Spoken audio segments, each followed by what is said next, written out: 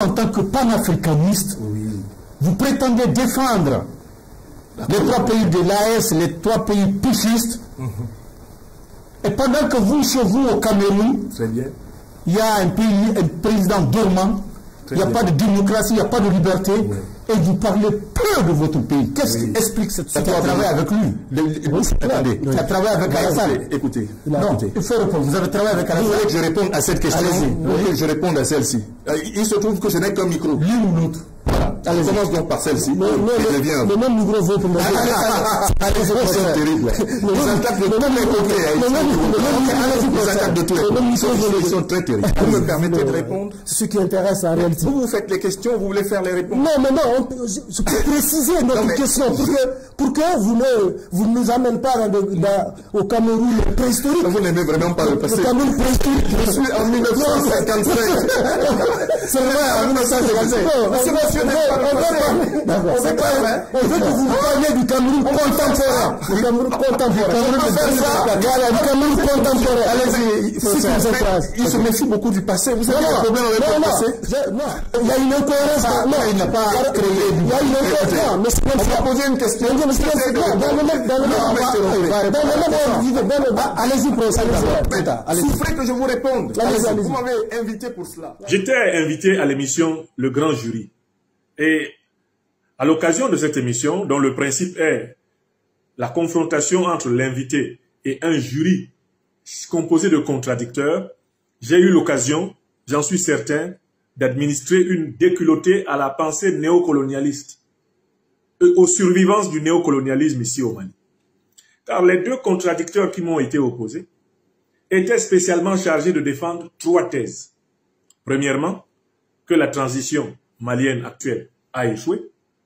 Deuxièmement, que la CEDEAO, c'est le paradis sur terre. Troisièmement, que le panafricanisme n'a pas lieu d'être en Afrique et qu'il faut continuer à progresser tranquillement sous le néocolonialisme français et l'impérialisme occidental et qu'il faut rejeter les racines africaines parce que c'est du passéisme. Je dis bien, ce sont les trois thèses défendues par les contradicteurs. L'émission avait pour but de tenter de sauver le néocolonialisme au Mali contre un penseur panafricaniste, continental et mondial, votre serviteur. Alors, je voudrais commenter cela pour vous inciter à aller regarder toute l'émission et à vous former vous-même un jugement. Mes deux frères, maliens, qui étaient chargés de me contredire, sont partis du principe qu'ils avaient raison et que j'avais tort. Ils sont partis du principe qu'il leur suffisait de parler fort, de crier, pour avoir raison. Ils sont partis du principe qu'il fallait m'interrompre quand je réponds pour m'empêcher de dire des choses qui prouveraient que ce qu'ils disent est faux.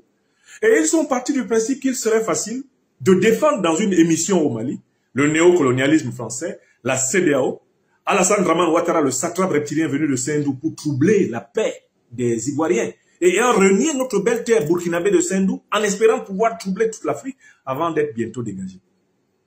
Ils sont venus aussi avec la prétention de pouvoir me tenir tête dans le débat dialectique, zététique, héristique, dans le débat où le tic et le tac sont le principe, c'est-à-dire dans le pugilat verbal. Ils se sont gourés sur toute la ligne.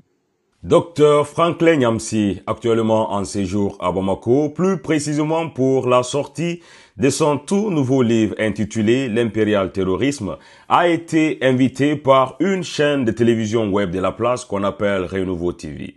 Renouveau TV, dans leur émission intitulée Le Grand Jury, a essayé de poser plusieurs questions à Dr Franklin Nyamsi dont on va essayer de regarder dans cette vidéo afin de faire asseoir notre propre conviction. Est-ce que cette émission était justement faite pour avoir ou acquérir des connaissances ou bien cette émission était faite pour ridiculiser le Dr Franklin Nyamsi? Dans cette émission, la partie qui a attiré mon attention, c'est quand on a posé cette question à Dr Franklin Nyamsi, à savoir pourquoi est-ce qu'il supporte les différents présidents putschistes des pays de l'AES. En tant que panafricaniste, vous prétendez défendre les trois pays de l'AES, les trois pays putschistes, et pendant que vous, chez vous, au Cameroun, il y a un président dormant, il n'y a pas de démocratie, il n'y a pas de liberté, et vous parlez peu de votre pays. Qu'est-ce qui explique cette situation? Ah, j'adore cette question. Monsieur Sidibé, vous vous souvenez de m'avoir posé un jour cette question? Je mets au défi le grand jury ici rassemblé de citer un seul des livres que j'ai écrits sur le Cameroun. Vous avez préparé l'émission, vous connaissez l'invité? Est-ce que vous m'avez googlisé, mon cher frère? Vous verriez que j'ai écrit 5 livres sur le Cameroun. J'ai vu un de tes livres. Ah oui, mais citez un titre. Vous êtes en train de regarder Internet. C'est pas Internet. C'est dans le groupe. Il s'est fait l'écho pour te montrer. J'ai écrit plus de livres sur le Cameroun. Critique de la tragédie camerounaise. Très bien. J'ai écrit plus de livres sur le Cameroun que sur n'importe quel autre pays africain. Ça, c'est le premier point. Deuxième point, je suis issu de la résistance camerounaise à la dictature de Paul Biya. Nous avons été exclus dans les années 90 de toutes les universités camerounaises, privées de notre pays, depuis bientôt 25 à 27 ans, par M. Biya, parce que nous avons participé en 1990 à la grande résistance. Et nous continuons. Vous vous adressez sans doute aujourd'hui à Bamako, au futur président de la République du Cameroun. Nous prenons date, vous marquez le jour. Je n'ai jamais rompu avec mon pays natal. Je ne fais pas partie de ces gens d'Afrique centrale qui critiquent. Ça, c'est dans les livres. Ça, c'est dans les livres. Vous savez que les Africains lisent peu. Vous critiquez le Cameroun dans les livres, mais dans les vidéos que les gens regardent beaucoup ne voient pas vos critiques par rapport au Cameroun. Je vous mets au défi de me citer combien de mes vidéos sur le Cameroun vous avez regardé avant cette émission. Si vous allez sur mon compte Facebook, il y a 3000 vidéos. Et il y en a 500 sur le seul Cameroun. 500. Si vous allez sur mon compte YouTube, où je suis maintenant à 435 000 abonnés, vous trouverez 400 vidéos sur le Cameroun. J'ai plus parlé du Cameroun que du Mali, du Burkina Faso ou du Niger. Mais vous ne vous intéressez qu'à ce que je dis sur les pays auxquels vous appartenez. Et la même objection m'est faite partout, chers frères. On me dit, mais pourquoi vous ne parlez pas de votre pays? Mais qui s'intéresse à ce que je dis du Cameroun? Qui ici a lu un seul de mes livres sur le Cameroun? Personne. Vous vous intéressez à ce que je dis sur le Mali, le Burkina et le Niger pour cela. Mais c'est une question très intéressante que vous avez posée. La grande question est la suivante. Est-ce que vous, nos frères d'Afrique de l'Ouest, est-ce que vous ne pouvez pas nous aider à nous libérer des dictatures, à nous libérer de l'oppression, comme nous, qui sommes originaires d'Afrique centrale? Vous êtes en train de soutenir les dictatures en place. Non, je viens maintenant à l'argument sur les putschistes. Il y a 2 sortes de coups d'État dans l'histoire de l'humanité. Il y a les coups d'État réactionnaires et il y a les coups d'État révolutionnaires. Les coups d'État réactionnaires sont faits contre l'intérêt du peuple. Et ils sont faits en faveur de puissances étrangères qui instrumentalisent les élites locales pour maintenir la suprématie de leurs intérêts. Et les coups d'État révolutionnaires, quant à eux, sont faits en épousant les aspirations, notamment souverainistes et légitimes des peuples. J'ai, pour ma part, la conviction que ce qui s'est passé au Mali, depuis 2021 notamment, jusqu'à aujourd'hui, c'est, malgré les imperfections évidentes de tout ce qui est humainement fait sur cette terre, c'est un processus révolutionnaire. C'est une émission qui a duré quelques heures et la chaîne de télévision web Renouveau TV l'a découpée en quelques morceaux très intéressants pour la publier sur sa page Facebook et même sur YouTube. Pour les gens qui veulent comprendre comment est-ce que cette interview s'est terminée ou bien qu'est-ce qu'ils se sont dit lors de cette interview, je vous prie de partir regarder soit leur chaîne YouTube ou bien leur page Facebook. Elle s'appelle Renouveau TV. Et après toute cette interview, le docteur Franklin Nyamsi a pris la parole. Et dans cette vidéo, il était en train de nous dire ses impressions de cette interview. Comme j'étais en train de le dire, la partie qui me semble plus intéressante. Et on a compris là-bas qu'en matière de débat, on doit laisser la latitude à la personne à qui on est en train de faire les débats pour qu'il puisse parvenir à ses idées, pour qu'il puisse nous expliquer la question qu'on a posée ou bien qu'il puisse argumenter à sa manière pour que, en fin de compte, nous puissions comprendre. Et ça n'a pas été le cas lors de cette interview. Je vous invite d'écouter les impressions de Dr Franklin Nyamsi de cette interview qu'il a donnée sur Renouveau TV. Ils étaient dans la nervosité. Ouais, Nyamsi, conseiller de Guillaume Soro. Ouais, il est contre Alassane Ouattara, il est contre le panafricaniste, etc. Et moi, je les appelais mes frères. Ils ont voulu utiliser la force de la haine. Je leur ai opposé la force de l'amour. Parce que je savais. Je vous raconte un peu les à côté de l'émission. Quand j'arrive, mes 2 contradicteurs, il y en a un qui me dit, j'espère que vous connaissez, il y en a un qui me dit cette chose, et j'espère que vous connaissez l'esprit de l'émission. L'esprit de l'émission.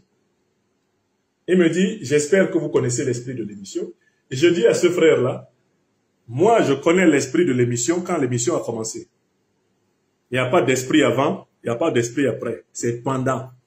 C'est sur le ring qu'on connaît le boxeur. C'est pas avant. C'est même pas après. Quand la Bible dit « paix », commencez. C'est là on va voir quel est l'esprit qu'il y a dans cette émission-là. Wallahi billahi ta'ala. Donc, ils sont venus avec l'idée que eux, ils vont m'énerver et je vais dire plus que ce que je ne dois dire. Ils vont m'énerver et je vais déraper. Ils ont tapé poteau. Poteau sortant. Parce qu'il y a bon poteau, hein. Quand tu tapes sur poteau, là, et puis le ballon va dans le filet. Ah, c'est bien. On appelle ça poteau rentrant.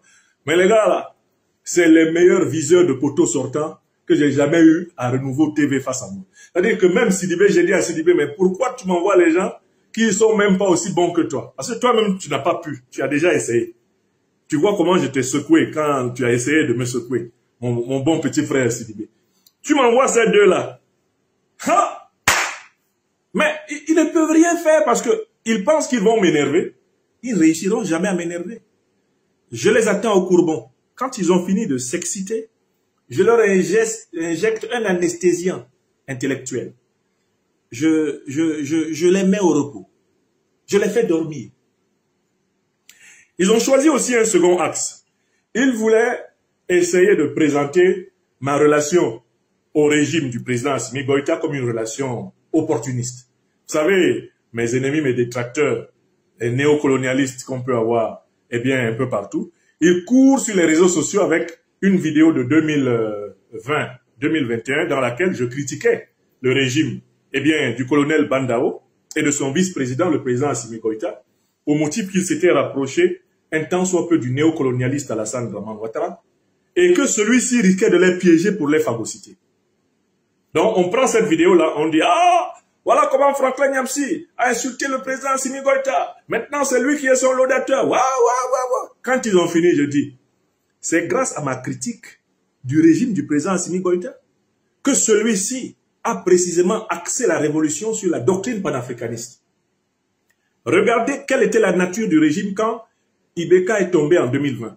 Regardez quelle était la nature du régime quand le colonel Bandao était le président de la transition ici au Mali. Est-ce que c'est le même régime que vous avez maintenant avec le président Assimi Goïta ayant obtenu, décrété le départ des troupes néocolonialistes françaises, ayant commencé à reprendre en main les richesses minières du Mali pour le peuple malien, le président Assimi Goïta ayant défendu le Niger en créant avec le Burkina Faso et le Niger l'Alliance des États du Sahel, est-ce que nous avons affaire au même régime qu'en 2020? Non. J'ai critiqué le régime malien, et je le dis depuis Bamako au Mali, quand celui-ci était encore sous l'influence du néocolonialisme français à travers les proxys de la CEDEAO, et notamment Alassane Dramane Ouattara. Le satrape reptilien venu de Sendou pour troubler la paix des Ivoiriens et ayant renié notre belle terre burkinabé de Sendou, dans l'espoir de troubler toute l'Afrique avant d'être bientôt dégagé. Moi, j'ai critiqué le régime du président Assimi Goïta quand celui-ci, d'ailleurs, sous le président de transition, colonel Bandao, était encore tenté de trouver un arrangement avec les puissances néocolonialistes sous-régionales. Mais le président Assimi Goïta a fait évoluer avec ses camarades du CNT le régime malien vers les grands axes de la révolution africaine. À partir du moment où il a adopté la trilogie souveraineté, liberté de choix stratégique et défense des intérêts vitaux du peuple malien, le président Assimi Goïta a entièrement épousé le corpus panafricaniste en vertu duquel je le critiquais. Pourquoi voulez-vous que je critique un régime qui précisément a évolué d'une tentative de compromis avec le néocolonialisme sous-régional et français à une révolution et la rupture avec la dépendance envers les puissances qui précisément ont saccagé la Libye, armé Al-Qaïda et l'État islamique pour ensanglanter tout le Sahel et toute l'Afrique. J'ai salué les changements fondamentaux apportés par le président Assimi Goïta et ses compagnons à leur politique. Et voilà comment je me suis retrouvé à leur côté au Mali. Ici au Mali, certains de mes camarades du mouvement Génération et Peuple Solidaire, et je voudrais saluer ici mon frère, mon honorable frère et ami, mon aîné, Bensouk, je vais l'appeler à la fin de l'émission pour qu'il soit demain au mémorial Modibo Keïta. Eh bien, au mémorial Modibo Keïta, pour la sortie de mon livre, je lui ai réservé le sien. Je suis son frère. Il sait que quand je l'appelle, il doit venir. Vous aurez sans doute aussi l'occasion de le voir. S'il est disponible actuellement à Bamako, il sera là. Mon aîné, bien-aimé, mon camarade, l'honorable Bensouk. Mais il était en prison. Il était en prison en 2020-21 et Alassane Ouattara demandait qu'on l'extrade pour l'étriper en Côte d'Ivoire. C'est dans ce contexte-là que j'ai attiré l'attention du président Assimi Goïta en disant « Président, Ouattara Draman que vous voyez là, les baoulés de Dembokro lui ont donné un nom. C'est Aossi Ngben. En baoulé, Aossi Ngben signifie celui avec qui tu marches et puis tu n'as rien. Si tu vas derrière lui là, tu n'auras rien. Quand vous lui donnez 32 moutons à ce monsieur, lui, il vous compte comme le 33e mouton qu'il veut sacrifier. Parce qu'il n'est pas là pour le peuple ivoirien. Il n'est pas là pour le peuple africain, mais pour les intérêts étrangers à l'Afrique. C'est la critique que j'avais faite à notre président, Assimi Goïta, et plus que lui d'ailleurs, au colonel Bandao qui était alors président de la transition. Qu'est-ce qu'on a vu? Il n'y a pas eu rectification. Il n'y a pas eu rectification de la transition.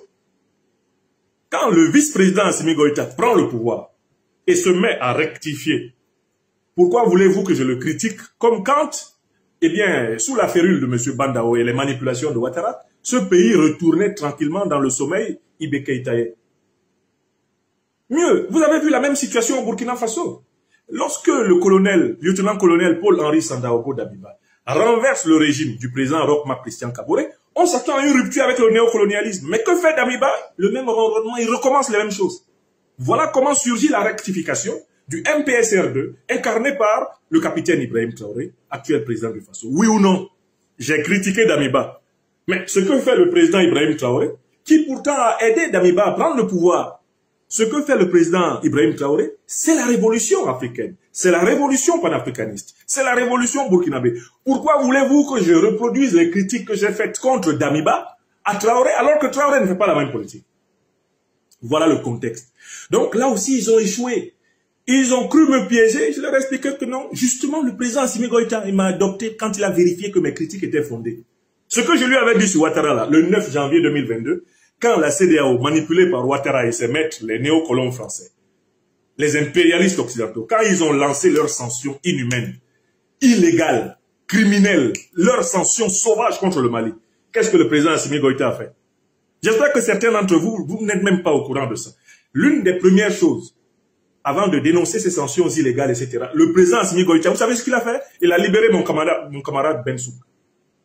Parce que Bensouk était en prison, il risquait d'être déféré, transféré en Côte d'Ivoire. Et Alassane Ouattara allait en faire un méchoui. Vous savez à quel point ce monsieur est méchant. Mais l'une des conséquences du dérapage de la CEDEAO, ça a été la libération de Bensouk. Bensouk est libre. Bensouk vit chez lui en terre africaine du Mali. Mais parce que, justement, la CEDEAO d'Alassane Ouattara a montré son vrai visage. Elle a attaqué le Mali, attaqué le Burkina, attaqué le Niger. C'est là où les dirigeants de ces trois pays ont dit « Ah !» Mais c'est que les soroïstes, là, les amis de Guillaume Soro nous disaient, et puis on n'écoutait pas. Wallahi billahi talahi. Donc c'était la vérité. Il disait la vérité.